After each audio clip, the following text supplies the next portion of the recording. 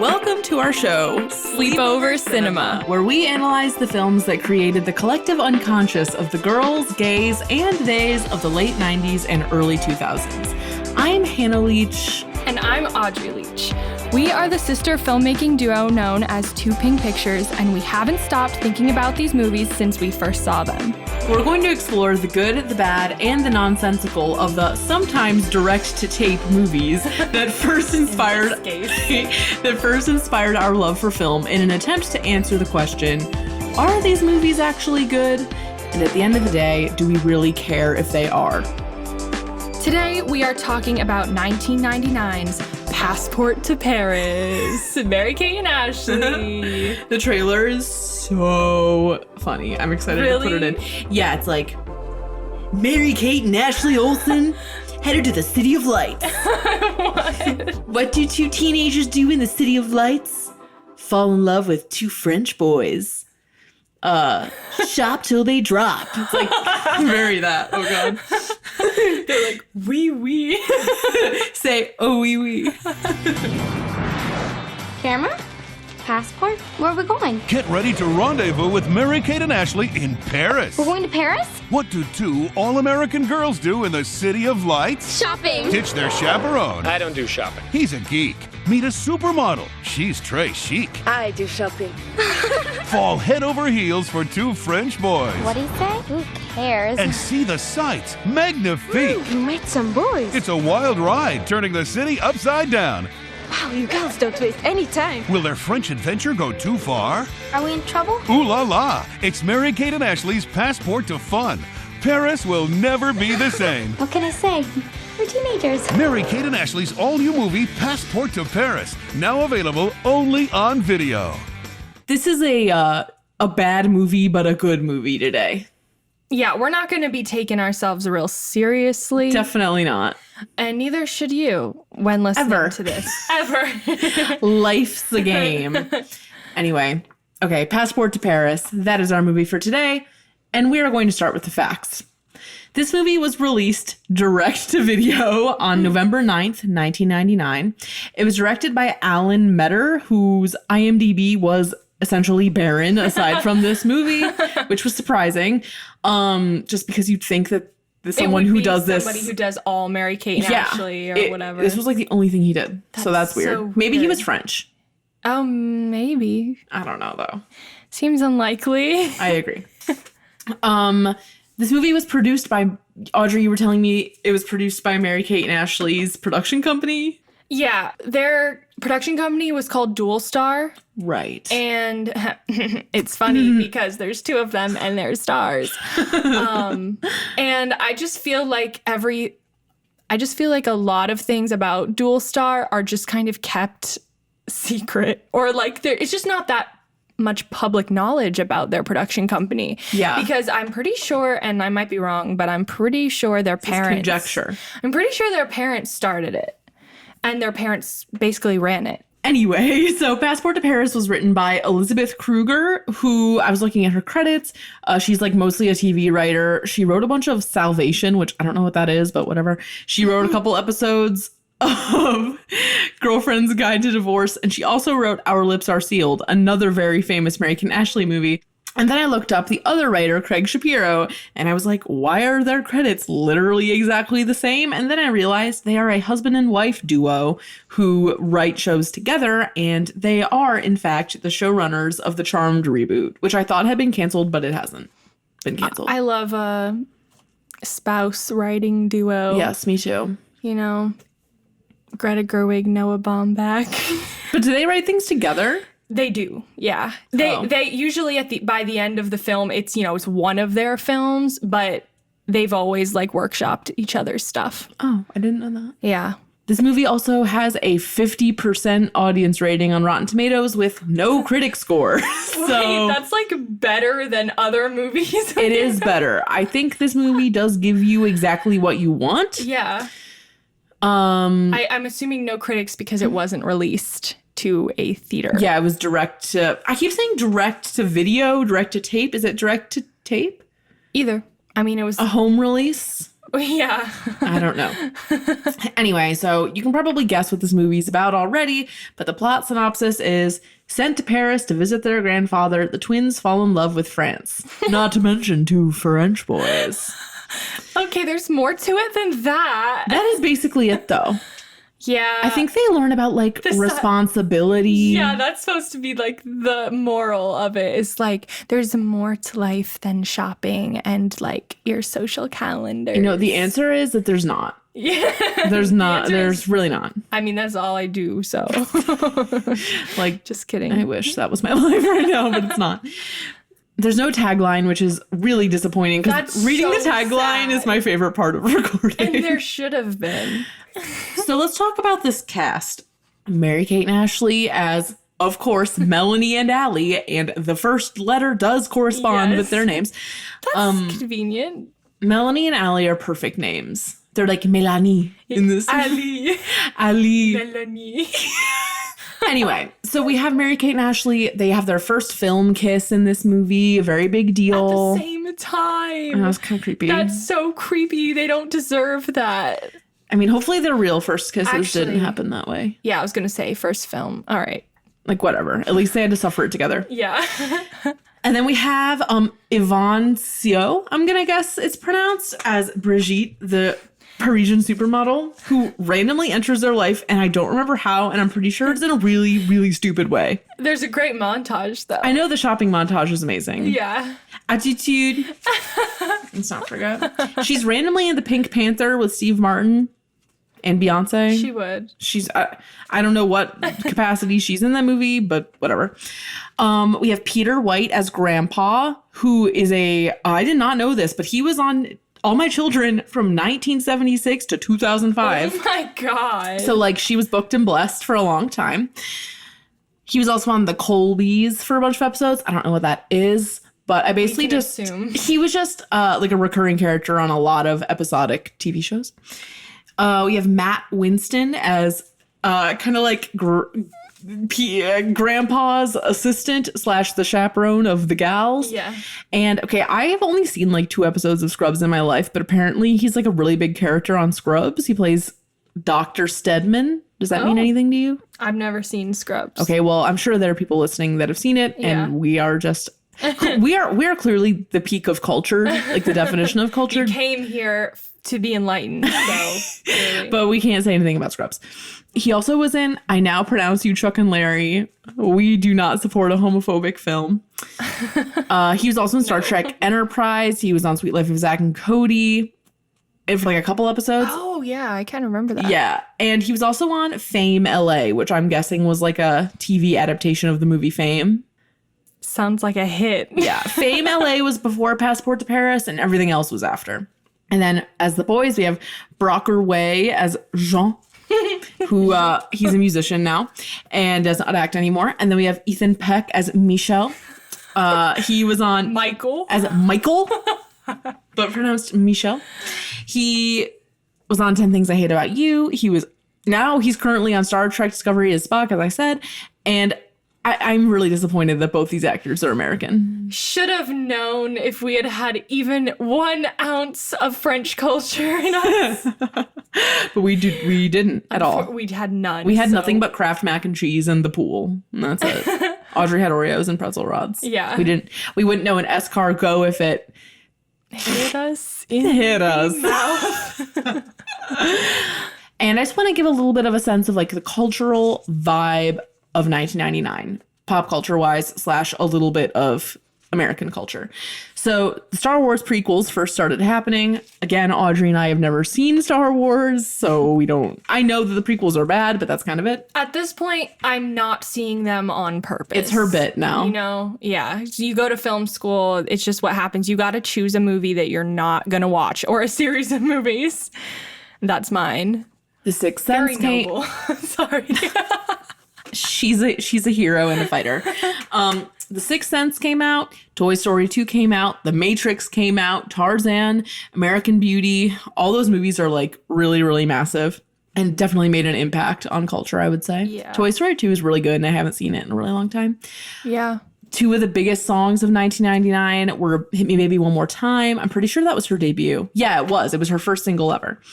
We had this movie in the minivan that we would ride around in. The Toyota Sienna. XLE, blue colored. And so Audrey and I have probably seen this movie. It's got to be like 30, Probably more. 30 to 45 times. Yeah, it's dark how much we've seen this. Yeah, I don't know why we had 3 Mary Kate and Ashley movies. We had this one, Switching Goals, and Billboard Dad. And I feel like Billboard Dad was the best, but I also feel like we watched it the least. Yeah. Anyway, I'm looking at your notes of things you remember, and I cannot believe it. What do you remember about this movie? And when was the last time do you think you saw it? I think I watched it a few years ago, probably when I was like really sad in my dorm, like freshman year of college, and I was like trying to hold on to my youth or something. Probably then. It's such a kid's movie, but I remember when I was watching it, I felt like the relationship between Jeremy, the chaperone, and the French model Brigitte was like kind of steamy, kind of mature. Yeah, chocolat. Because they're just like adults, just full on. I am so excited to hear how bad that dialogue is. Yeah. I'm sure it's trash. It is. So what shall we do? There's so many lines I remember. Yeah. And I know I feel like if you haven't seen this movie, this would feel like listening to a long inside joke because we're just like so ready to talk about this stuff. Yeah. So you better watch it, is what we're saying. Right. And then this one line that their mom says, that the twins' mom says in the beginning, I remember really clearly. She's like, "There's more to life than call waiting and trips to the mall. It's up to us to show them." She's talking about how they need to be less shallow. Yeah. For some reason, they have to have hyper-cultured 14-year-olds. Yeah, and the both the girls have on headsets to talk to their friends. Yeah. Well, because they're doing the dishes. Yeah. But they got to talk to their friends. That's relatable. it's That's really me with my cute. AirPods. It's really cute. My notes include cringy stuff that was bad even when we were kids. Like, there Yeah. was bad acting in this movie, especially from the boys. That was, like, so bad. Like, okay, I feel like this, like, will sound bad, but I don't mean it to. Like, some of the acting was so bad that I thought it was, like, because of a language barrier. But now that I know... We know it's like now that I know... Well, now the messed up thing is, were they intentionally playing up the language barrier for laughs? Oh, I don't know. We'll have to find read out. it in a new way. Yes. But yeah, I mean, as far as the acting goes, it's kind of the Hilary Duff syndrome a little bit. Yes. Well, who? The girls? Yeah. Well, we don't even know if they're bad yet. Oh, I think I do. You know they're bad? Yeah. I'm like ready to be dazzled personally. I love them and I will support them as long as I live, but they were not actors. They were cute. They were cute. Okay, well, now that we've just dumped all this out in the world, are you ready to watch it? Yes. All right. I would suggest that everyone get a glass of champagne. Anything French, a baguette. An entire baguette. Just jet off to the nearest Panera. Get a baguette. And just shove it down your throat. That's it. Oh, oui, oui.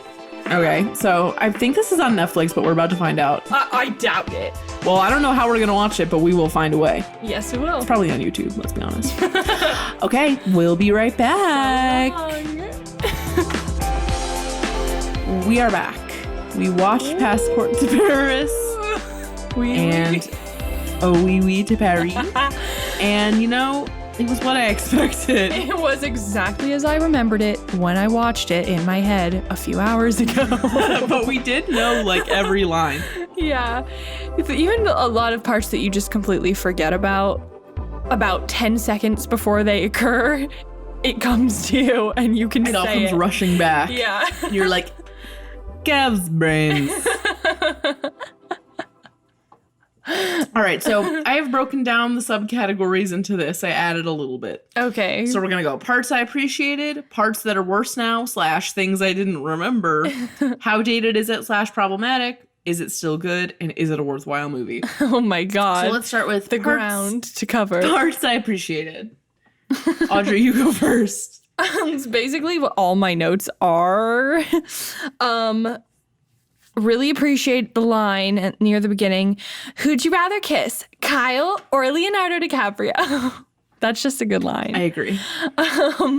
And then I was also really appreciating the made up slang that they use. Yeah, no one said that. Nobody says these things, but some of the ones I wrote down are boy scoping, digi-dialing, and wine spritzer, in which they are referring to when one of them spat wine out at the like butler's face. Yeah, or even when they said like S&C, Yeah. snooze and cruise. Yeah, like no like- one's ever said that. I and mean, maybe we just know, but They're supposed to be 12. yes. So one of the things in the beginning is like these girls have it made. Like they're like Yeah. not the evil populars, but they're like definitely populars. They're like the kind of indie populars. Yeah. And then They're just not cheerleaders, but they're still liked. yeah, and they're describing their ideal spring break, and they're like spring fling with Kyle and Shane, Hannah's pool party, this other girl's sleepover,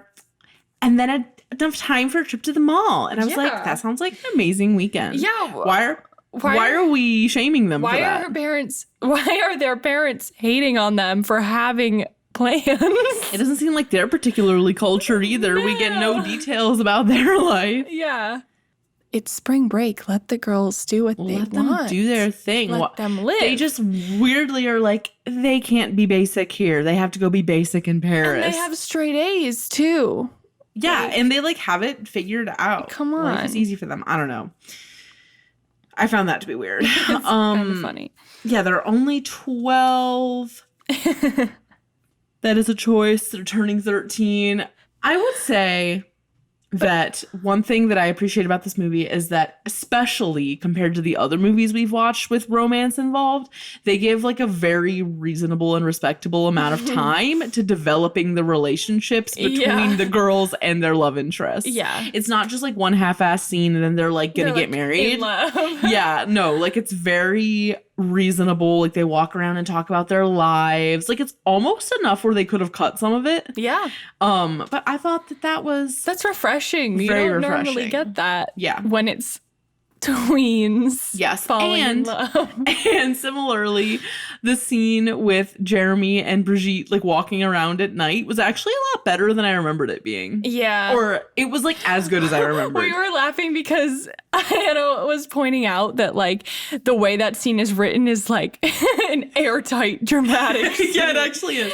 Because they're like, I mean, it's cliche, but I was like, there's no air there. No, they're walking around and they're talking about how they're both workaholics and none of their relationships work out because they're workaholics. Uncompromising. Yeah, Jeremy says they're both uncompromising workaholics, and then they walk by this little gelato stand, and they can't agree on what flavor to get, and then just Brigitte is like, "I love chocolate, so what will we do?" But and he then likes vanilla. yeah, and then he's like, "We can get chocolate," and he compromises And that development. that is cinema. That is cinema. That's why we come to the movies to see change. Humans are capable of change, God. everybody. Also, there's so much in this movie with like the tension between the girls and Jeremy, their chaperone, that is so rooted in a pre-cell phone existence. Yeah. Or like only fancy adults have cell phones. Because like they go around with these boys and like it's like a fucking crisis every single time. But like if they had had phones, it would have been chill. It would have been so fine. Yeah. Find my friends. Imagine. It would have been absolutely The fine. entire plot would have had to be like reworked. Yes, it would have.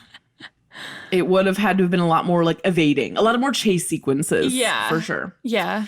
Okay. Also, the grandpa in this movie has the range. He's so cute, wholesome, and talented. He is cute, wholesome, and talented, and he's like so boring at the beginning, and then Yeah. he's like absurdly cute by the end. Because okay, when the boys are down on the ground looking up at Mary Kate and When Ashley, they're throwing stones at their window the night before they think they are going to go to the dance together, but then they can't go. And the grandpa's like in his study pacing, and he like looks out the window and he sees them, and he's wearing a 3-piece suit. Audrey thought it was funny when I said, why is grandpa wearing a 3-piece suit in the middle of the night? 1 a.m. and he's just like pacing, kind of trotting around in a 3-piece suit. It's like a beige 3-piece suit. It's weird. But his monologue to them that next morning is like way too good for this movie. It reminded me of the really good monologue in Confessions of a Teenage Drama Queen when Alison Pill is like, you taught me what it's like to be proud of who I am, or brave enough to be different. And their grandpa gives this really cute monologue about how he like asked his wife to get married really quickly and that they were together for 45 years. In Paris. And really she was from Paris and he was a soldier. And it's just, and he's like, he's tearing up.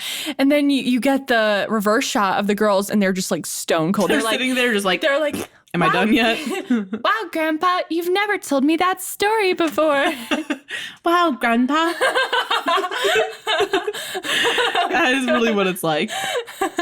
Not one bit of emotion in their eyes. Like, yeah, no, they don't know an emotion, honestly. They're like, when's lunch? I can't wait for Billboard Dad so I can make fun of the part where they're in the ice cream place and the dad says, your mother always liked the nuts. While talking about ice cream sundaes. I cannot handle it. And they're sitting there just like, when's lunch? That's the theme of their acting. There's so many moments like that. It's so true. In their movies. Okay, so now we kind of already have streamlined into parts that are worse now / things that we didn't remember. But I would like to say that it makes no sense that there is like an inexplicable open to the public tween dance that they go to. In Paris. Yeah. That just so happens to fall on the same day as their spring fling would have. And the fact that when they show up, friggin' Jeremy and Brigitte are there. It's like, why are you at the tween dance? They're just there for convenience, just to tell them that he got rehired and promoted. It feels very 18 and under bowling alley nightclub. Yeah. It's like, why are they there? Why are they even allowed in? I don't know. We're unsure. Okay, I don't know why, Audrey, but speaking of 18 and under nightclub, I was recently telling someone the story about you getting asked to the boneyard over the phone.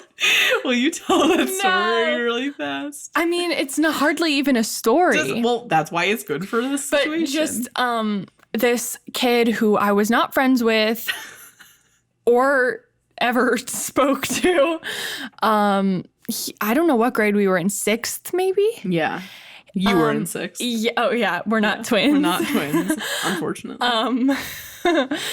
He called the home phone at our house, and this is like when we had a home phone, so clearly he looked in our little middle school directory and called me up, which is really cute in retrospect. But nobody picked up. So he left a message, or actually, no, I think Mom picked up. Maybe. One or the other. I don't remember. And he was like, can I take Audrey to the boneyard?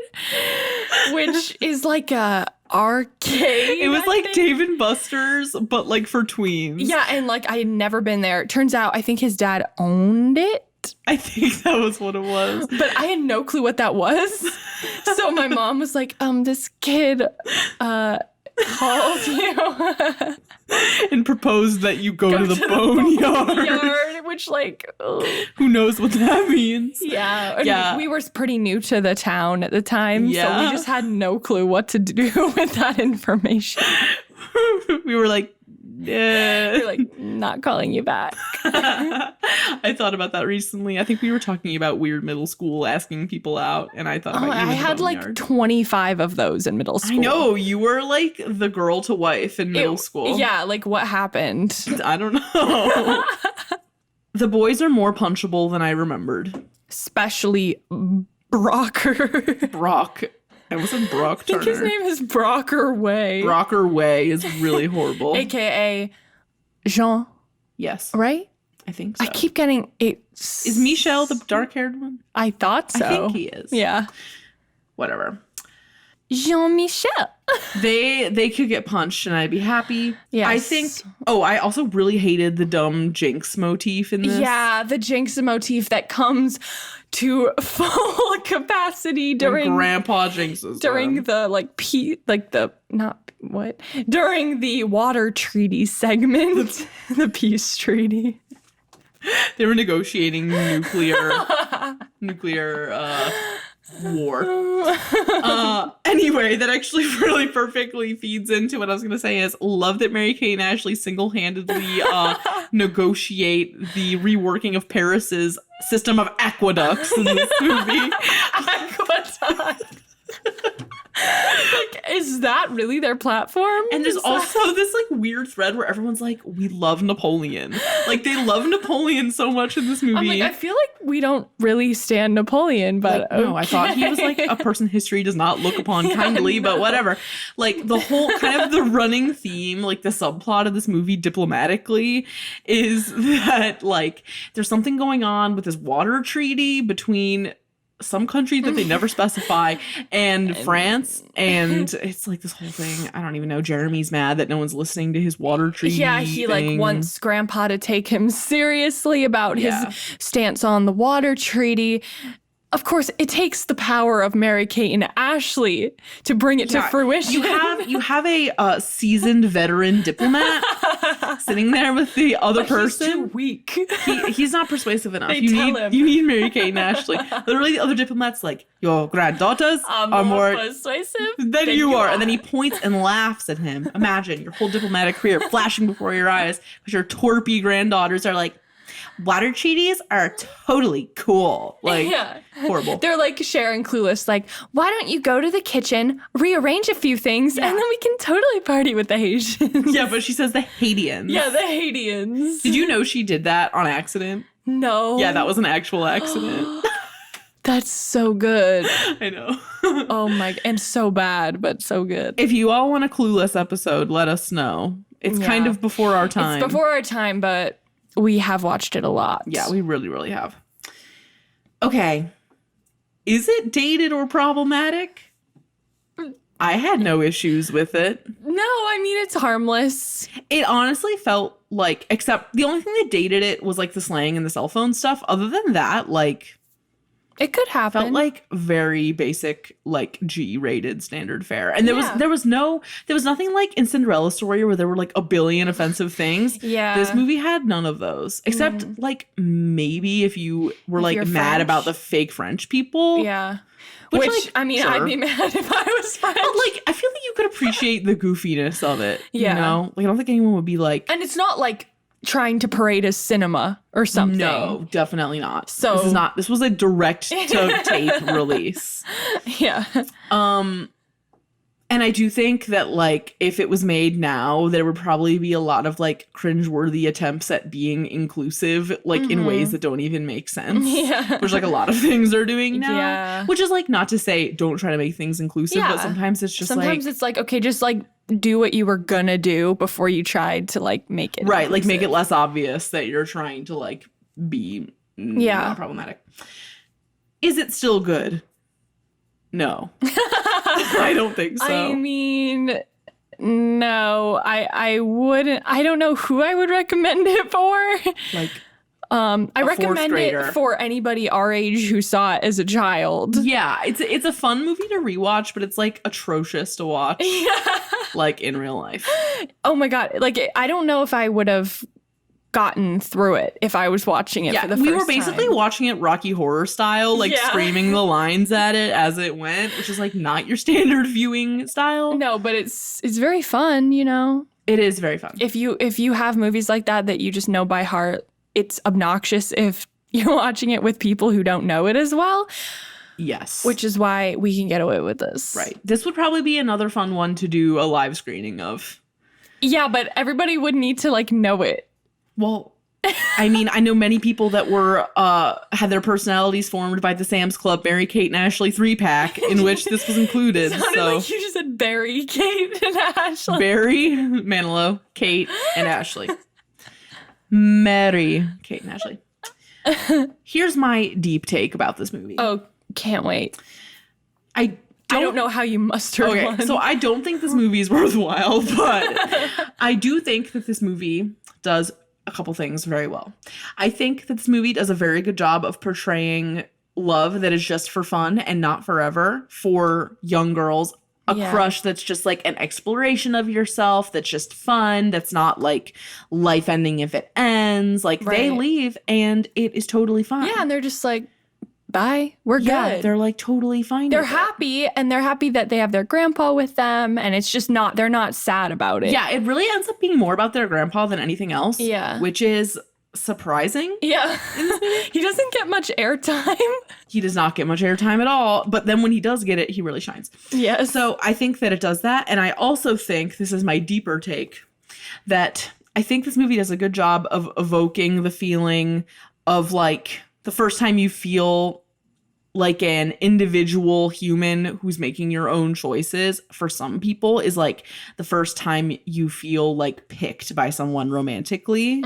Like, and I think especially when you're a boy crazy tween, that can be such a big thing. Like I know for me, obviously I was incredibly boy crazy, and like that was always a really big thing to me, like the idea of being selected, which is like it has problematic elements obviously, but like when you're 12, and it was it's like pretty well done in this as it's harmless. Well, that was the thing I was gonna say is they actually keep it together really well. Like they still care about their family, they still care about Jeremy and Brigitte and grandpa, whatever.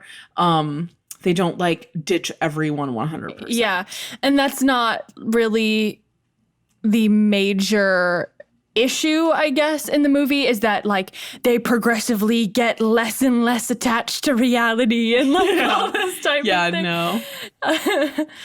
Doesn't get that bad. Yeah, I just love that the romance in this movie is not supposed to be about being forever, and that's kind of the point.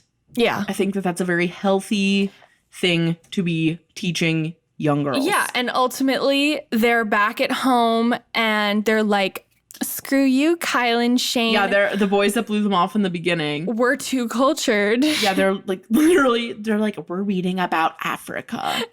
Leave us alone. They walk into the distance talking about Africa. Yeah, they do.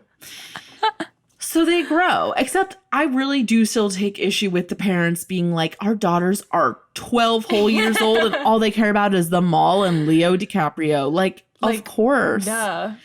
Let them have their things. Let them have their things. I still feel like they are able to be dynamic and smart and like their things. Yeah. And not have their parents like shit on them. And I mean, is that not kind of what we're doing here? Good point. Like, we're still smart. We're still educated, but we're also talking about Mary Kate and Ashley. In my hallway with blankets all over the walls. We relate. Yeah, that's the point. That's it. That is the thesis of our analysis. Life imitates art. Passport Paris. And us. Also, I would like to say that my favorite exchange of the whole movie, they're 12 years old in the movie, and Mary Kate, I think, or Melanie, excuse me, says to her man, she says, this is when they're on the roof near the Eiffel Tower eating like dinner or whatever. She's like, when Allie and I were 9 years old, that was only 3 years prior. I'm pretty sure that she said 9. Yeah. When Allie and I were 9 years old, we went to Disneyland for the first time. And I thought, life just can't get any better than this. Now I know. Like it can, or like it does or something. And I was just like, bruh, you were like, Disneyland was the peak of your life only 3 years ago? Hey, I guess that makes sense. There's just something about the fact that they're like kids or like little kids. I don't know. When I was 9, Disney was probably the peak. Literally the peak of my life when I was like 17 was going to Disney. Like that went on. It was just like a weird line to include. Yeah. I was like, don't point out the fact that they're like kids. Yeah. I don't know. When I was 9, 3 days ago. Let us know if there are any other Mary Kate and Ashley movies that you want us to cover. We are very, very familiar with Billboard Dad and Switching Goals, but we have seen some other ones. It could be kind of interesting to do one that we've seen less. Yeah, to do like a less ingrained review. If we did like New York Minute or something. Our Lips Are Sealed. Yeah, those are like Holiday in the Sun. Holiday in the Sun, yeah. Those are like the old ones when they were teenagers. Yeah, we haven't seen... I think we've seen Holiday in the Sun like once, New York Minute once, and I don't think... And probably Our Lips Are Sealed once. Yeah. Yeah. At Aaron and Julia's house. Yeah. Yeah, those were our cousins. Yeah, our cousins had the older Mary Kate and Ashley movies, and we had the like tween Mary Kate and Ashley movies. I actually think it might be really fun to have them on the Princess and the Pauper episode. Oh my god. Because we watched that one together so much. That would be so good. Yeah, I think that'd be really funny. That's such a good idea. We could do remote with them too. We have the technology. Yeah. Perhaps we'll do that with our cousins. You will live. We'll be singing Preminger the whole time. Okay. Should we close with a... Oh, yeah. Sing song? Yes. So we've been receiving feedback that the musical interpretations we did in the first episode of this show have been missed. So this is our rendition of, what is it again? I forgot. I think it's called Sugar. Yeah. Right? I think. I don't know. Yeah. Sugar by Stretch Princess is used a lot in this movie. Okay. Here we go. What's the starting pitch? I don't know what the words are. Neither. Okay.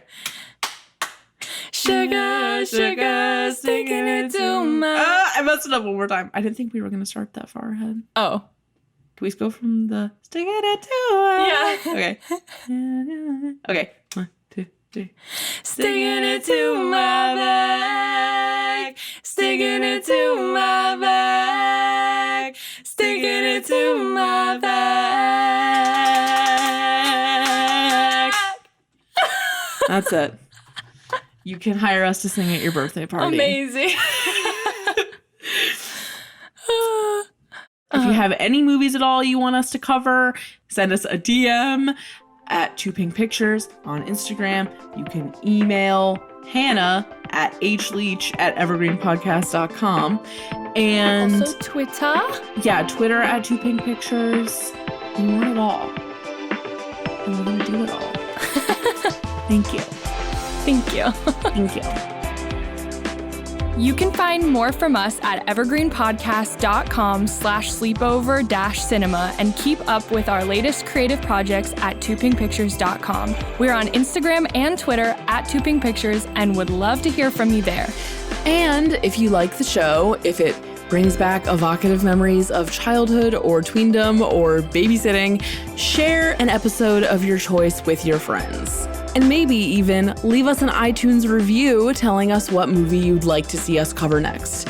Sleepover Cinema is a production of Evergreen Podcasts and is edited and produced by me, Hannah Ray Leach. Special thanks to mixing engineer Sean Rule Hoffman and executive producers Michael D'Aloia and David Moss. Our show music is by Josh Perlman Hall. We'll chat again soon. Bye.